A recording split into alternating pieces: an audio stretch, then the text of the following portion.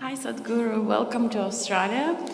And I have a question. Sometimes we get in a situation when we're surrounded by people who have a very high expectation in terms of us. And when we cannot fulfill the expectation, you start to feel a very terrible feeling of guilt. And it's okay when it's your mother-in-law, you can kind of cope with that, but sometimes it's your parents, for example. I have no problem, I have nothing against her, I just joking. Yeah. And sometimes it's the people who's very close to you, like your parents, and you cannot really fulfill the expectation because you would like to do in your life what you want to do, and obviously it's not what they want. And how to cope with that feeling of guilt, and also what do you think, what kind of relationship should be between the parents and the children? Thank you.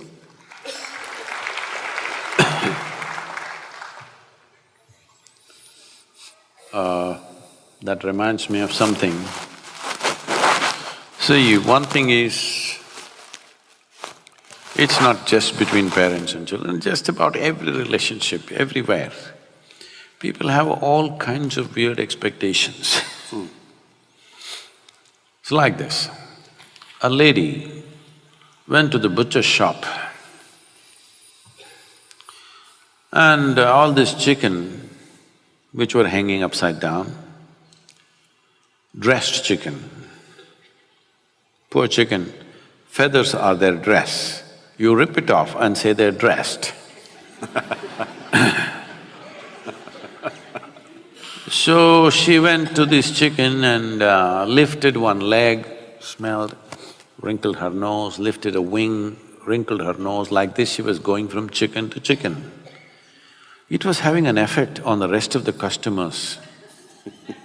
So the butcher saw it's having an effect, so he went and tapped on her shoulder. She turned around. So he asked, "Ma'am, can you pass a test like that?"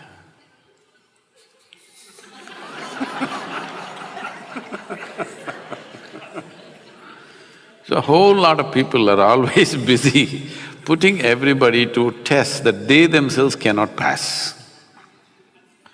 Especially parents. Parents think all the things that they could not do, they must achieve through their children. So they should have bred racehorses. I want you to understand this. Children are not your property. It's a privilege, another life came through you. You must enjoy it. Do your best to nourish it. What it becomes is not your business. Your business is to support it, create a wonderful atmosphere around it, create an ambience where it grows well. I'm using the word "it" consciously. Like a tree, like a plant, you just create the nourishment that it needs, it grows. Well, is it going to bear apples, pears, mangoes, or just flowers, or just nothing? We don't know. Only thing is, your wish is, they must grow to their full potential. They are not an extension of your ambitions. They're not, and they need not be. So, this is because people think they own their children. No, they're not your property. I think these days they're telling you, older generation hesitated to say this. This generation, by the time they're 10, they're telling you, "You got no business to tell me what to do." So does it mean to say you don't say anything to them? No, it's your business to see, because if you don't guide them, somebody else will on the street, or somebody will do it long distance on the internet, all kinds of creatures are out there. All right. So yes, to protect them, to nourish them, to allow them to explore their possibilities, it is your business to do that as a parent. But parents' concern may be, what will happen, what will happen, what will happen? My dear father, he's 95, he's a physician. In his mind, that generation of Indians will understand that. Unless you become a physician, you're no good. So I was no good. But that was good for me, because when you're no good, nobody pays enough attention, that's all I wanted. That they leave me alone. So, I'm just saying, you know, he's always worried, what will happen to this boy? His concern is this boy has no fear in his heart, what will happen? So one day when I was 11 years of age, he said this, you know, I came home with a 12-foot cobra, he was my friend. And he said, this boy has no fear in his heart, what will happen? Then I asked him, when did fear become a virtue? When did this happen? He said, see, I told you he has no fear in his heart. I said, that's fine, but when did fear become a virtue? Why is it like this? Why fear, anger, all these things have become virtues, is it? Tell me, when you go through fear, is it fantastic? Hello? It's one of the most terrible emotions you can go through. Why are we thinking that we should be fearful of our future, not only of your future, of anything that you do, and you're even God-fearing, all right? Fearful about everything. What is the point? There is no such thing. There is no such thing that this generation should be an extension of the previous generation. This generation should do something that previous generation could not imagine. That is when there is a purpose to this generation, isn't it? Otherwise, what's the point if you're going to do the same things?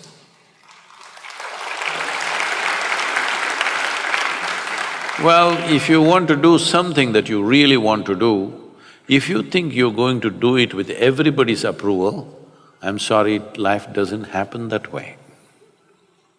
It is just that whatever the hell you want to do, just do it well. Once there is success, your parents and your uncles and your aunts, everybody says, wonderful. All right. They want success, they're only afraid. They have every right to be concerned about you. They have every right, because they brought you up, they're concerned whether you will do well or not. They have every right to be concerned, but that concern should not become control.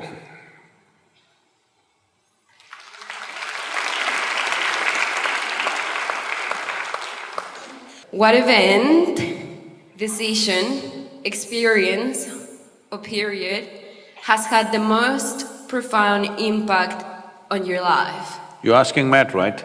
No, I'm asking you. I would like to know, please. Oh,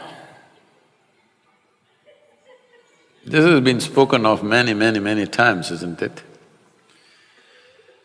Experience, influence, see, this is the only thing I did with my life. I was in United States and this lady comes up to me and says, I've been doing yoga for over 35 years, nothing happened to me. You just went and sat on that rock. All this happened to you. Where is the damn rock?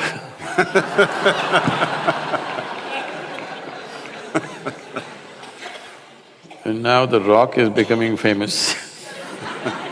Like, you know, for Gautama the Buddha, the Bodhi tree became more famous than the Buddha. I must tell you this experience. I was in Coimbatore many years ago, about almost 25–30 years ago, and I go to somebody's house for lunch. And this lady says, Sadhguru, I have a Bodhi tree in my backyard. I sit and meditate under that. Can you come and bless my tree? I say, please water the tree, I will bless you. She said, no, you must come and bless the tree. I thought, let me go into the backyard. I'm always an outdoor man. So I walked out. Then I looked around, I did not see any Bodhi tree, there were 3 coconut trees. But I did not see any Bodhi tree. Then I asked her, where is the Bodhi tree? Then she takes me to one place. There is one stick which is about 6–7 feet tall with about 5 leaves. Under that, she's put one stone plate and on which she sits and meditates under the Bodhi tree. I looked at this Bodhi tree and said, see, this Bodhi tree does not have much possibility. If you at least sit under the coconut tree, something could happen.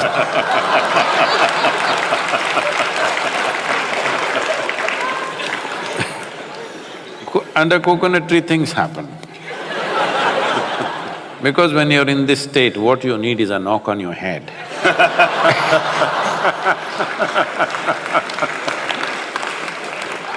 So, what is the most significant influence? This is all I did in my life. From early childhood, I did not allow either family, my genetics, my social situations, the religious situation around me, political situations around me, whatever around me, I did not allow myself to be influenced by any of those things. This is why I keep repeating, I am an uneducated guru, because I refuse to be educated. To remain uneducated is not easy.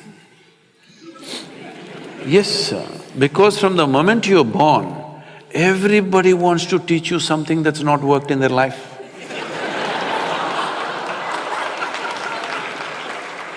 It's a compulsive need in adults the moment they see.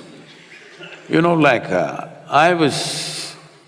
when my daughter was 3.5 months old, I would drive alone with her all across India, with my one hand on her, my right leg heavy. This is the time when I'm building Isha Foundation, I'm driving across the country. Every day I'm with a new family. Then I noticed everybody is desperate to teach something to her. I said, please, nobody teaches her anything. No ABC, no 1, 2, 3, no Mary had a little lamb. I don't want any of these things. Then people said, Sadhguru, you're not letting anybody teach anything. What will happen to this girl? This girl won't know even how to count her fingers. I said, I don't care if she cannot count her fingers. As long as she knows how to use her fingers, what do I care? She thinks this is 1,000,000, what's my problem? As long as she knows how to use her fingers. So, and I don't care whether Mary had a lamb or not. So, I said, nobody teach her anything. Because nobody is teaching her anything. See, it is by constantly looking down on the child, you know what is this, you know what is that, the child feels smaller and smaller and smaller. Because nobody spoke to her in those terms. She thought everybody is her friends. She's 2.5, 3 years, she thinks all the adults are her friends, she talks to them like they're her friends. By the time she's 18 months, she's fluently speaking 3 languages, very fluently. Because nobody's teaching her anything, she's all ears listening to everything around her. Well, I wouldn't have sent her to school, but my schedules and my travels didn't allow that. So I sent her to a school where there's least amount of schooling. One day she came back from school, she was around 13 years of age and she was little upset about what happened in the school. Then she comes and tells me, you're teaching everybody so many things, you're not teaching me anything. I said, see, I'm not known to do anything unsolicited. Now that you have come, you sit down, we'll see. I said, see, this is all you need to know. You never look up to anybody. She looked at me like this, what about you, kind of look. I said, especially me, because if you look up to me, you will miss it completely. What will you do? Maybe take my picture and nail it on your wall. That's all you will do. You got to see me the way I am. If you see me the way I am, every moment of my life, it'll be of great significance to you. If you look up to me, you will exaggerate. Never look up to anybody, never look down on anybody. This is all. Is that all? That is all. See, if you look up to something, you will make up things in your mind. If you look down on somebody, you will make up nonsense in your head. If you don't do these 2 things, you will see everything just the way it is. If you see everything just the way it is, you will effortlessly navigate through life. This is all you have to do. Don't worry about what is significant. This is the most significant aspect of my life. I never looked up to anything. nor look down on anything in my life. I looked at everything just the way it is. This is all you need to do. Thank you very much. Ladies and gentlemen, Probably Matt is more loud in India than in Australia. It's wonderful to have you here, Matt. Fantastic. thank you, sir. Thank you. It'd be very easy to listen to Sadhguruji all evening, but unfortunately we are out of time. So on behalf of us all, thank you for gracing our shores. You're a very special human being. Tell me, what should I tell the Tamil boys? You can tell them from me that I will be back in business with them very shortly. That's what you can tell them. Surfing, about the water, cooking. What about the water? About the water? Yeah, what they should do, the Tamil boys Easy as this. and girls. Spend a little bit of their own money to invest into some trees, and we're all in business, aren't we? Thank you. And Thank you. Good evening, everyone. Thank you. If you don't know this, don't tell anybody. I make the best masala dosa in the world. Well, you can be sure of this, I'll take you up on that.